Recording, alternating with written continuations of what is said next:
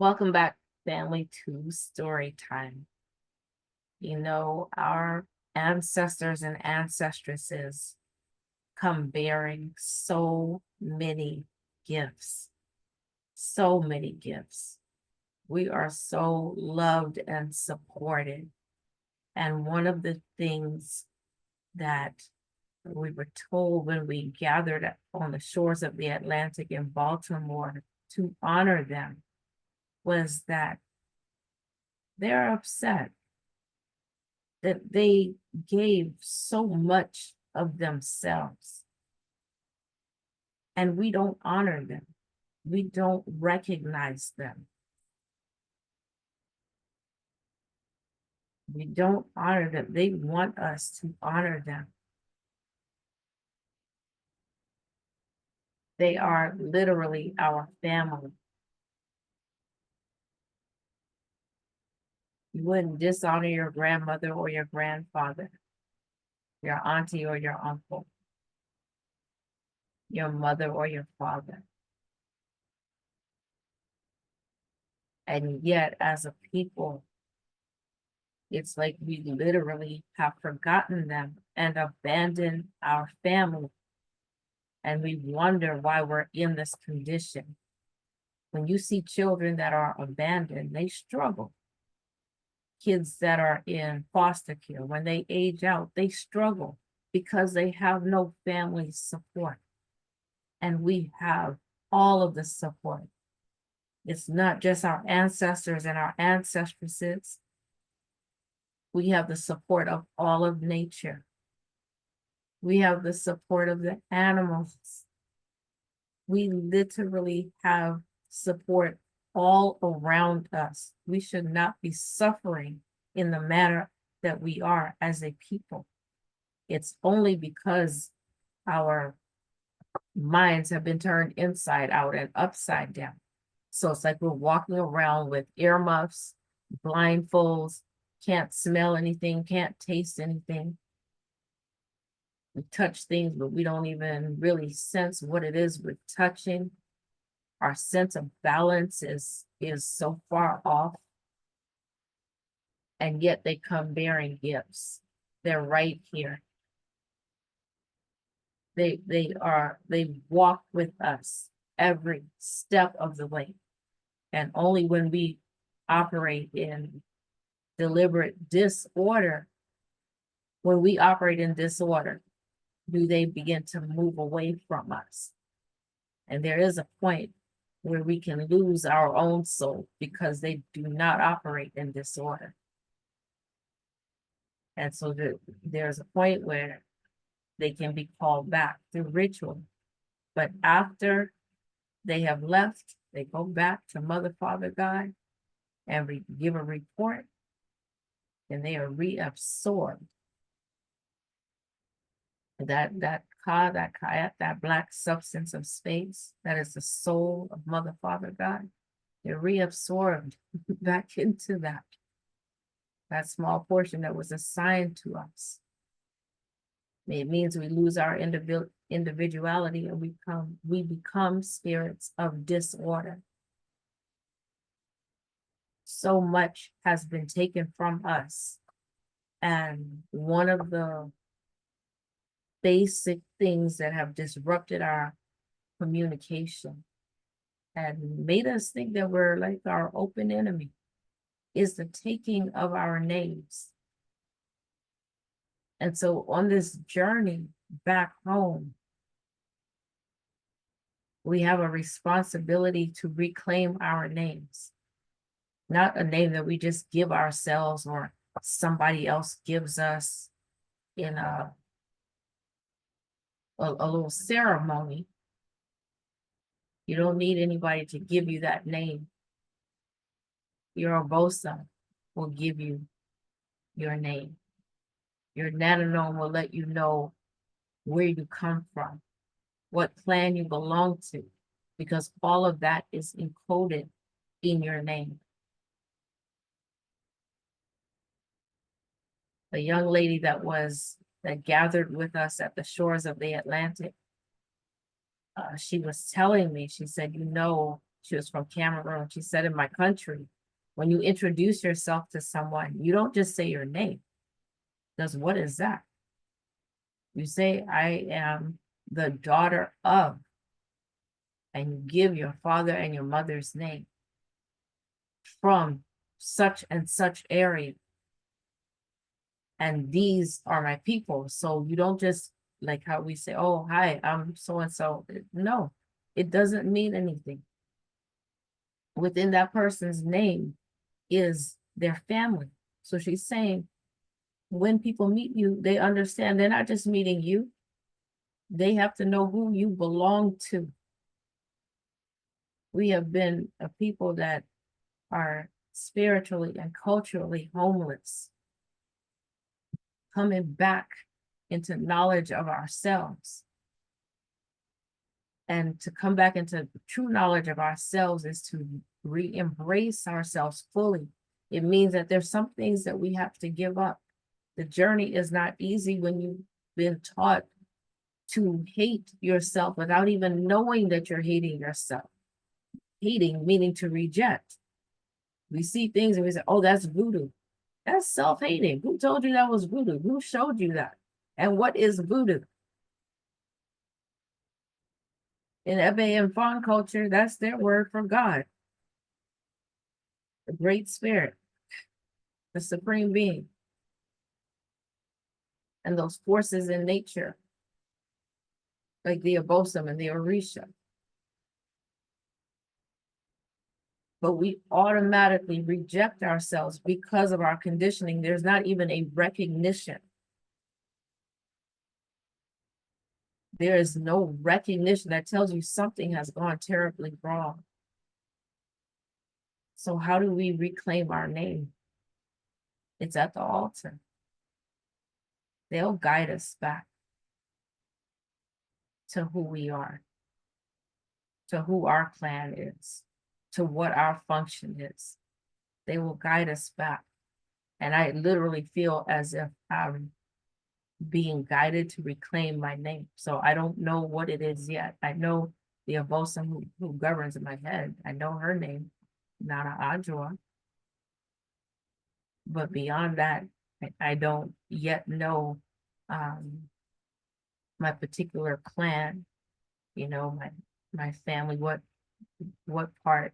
I do believe I've received enough confirmation that my family, or at least my bloodline is through the Akan, because I've had some of the stories that I've told here, how I even am able to identify my Abosom. So many different things. But the specific clan, which is included in the name, I haven't had that yet. But about a month or so ago, I was getting on the bus or train to go somewhere. And I didn't need to take my wallet, but I took it. And I then left it on I think it was on the bus. I left it on the bus. And I'm like, what is going on? And I had my license and my passport. And then with everything else going on, I said, oh, this has to do with my identity. Because coming into the fullness of our name denotes our nature. We can't properly execute our function in creation operating under a false name. It's like we're broadcasting a lie. I said our languages resonate, right, with all of nature. And so anytime you hear your name, when it's your true name, it serves to realign our soul and our spirit, bring us into divine order. Our assignment and all of that is encoded within our name. And so we have to begin to take back our inheritance. And once we reconnect with our ancestral heritage, restore our divine connection, then we organically reclaim our birthright, organically. A tree grows organically, naturally, and it naturally produces fruit, right? It produces fruit naturally. It doesn't have to force. So there's a natural fruit that we are supposed to produce. And when we come into reclaiming our name, and I'm just claiming that my name, my true name is coming back. And it's very interesting because ever since I was small, I just felt like I didn't really like my name, like it didn't resonate with me. And even my middle name, I was like, that's like a white person's name. I remember thinking that when I was very small. And so I'm looking forward to re-embracing my name. And it occurred to me like, I've given up a lot on this journey. And when I say a lot, I'm talking about the things that, things that I held on to. I said, but like my name, it's my, I would say that's my name. What is it like to give up this label, this name that I've carried for my entire existence here in this time and space? That's a new experience for me. It's a new experience. But I know, um, like I'm already preparing myself today, especially is when it really came to me. What would it be like? You've given up many things, but what would it be like to give up your name? And am I really giving up something, or am I releasing something that has been broadcasting a lie about who I am to embrace my true name, which resonates from the core of my being with my own soul? It's time for us to begin to reclaim our names. When we reclaim our names, there's certain things that we won't tolerate. There's certain things that we won't accept. Our own nature wouldn't allow us to accept the things that we accept today. The things that we accept, where the things that have us feeling helpless, the things that have us feeling hopeless, the things that we don't know, what do I do about this? And so there's something that we don't know what that part of the journey looks like. And we know, because it's not something that is done all the time, that you get pushed back from family and friends because it's uncomfortable for them. And they don't know. I mean, they're getting the same promptings to move in that direction, to embrace themselves. But being in a world where you have to live most of your life as someone that you're not, have to pretend when you go to work, you got to act a certain way. And then you can breathe when you get home, when you get around your family or friends. But when you're with the open enemy, now you got to change up. That's a lie. That's disorder. And it goes against everything because it literally says, I have to go against the one who created me in order to survive. That's a lie. I have to act in opposition to who I was created to be, for evil to accept me in order to survive. What kind of God is that we serve? That's just the God that our open enemy gave us. It's not the true supreme being, because that's not the order of the universe. We have a purpose here as the only created beings on this planet, and it's not to be here to be so excited about going to heaven or going somewhere else, or to escape reincarnation.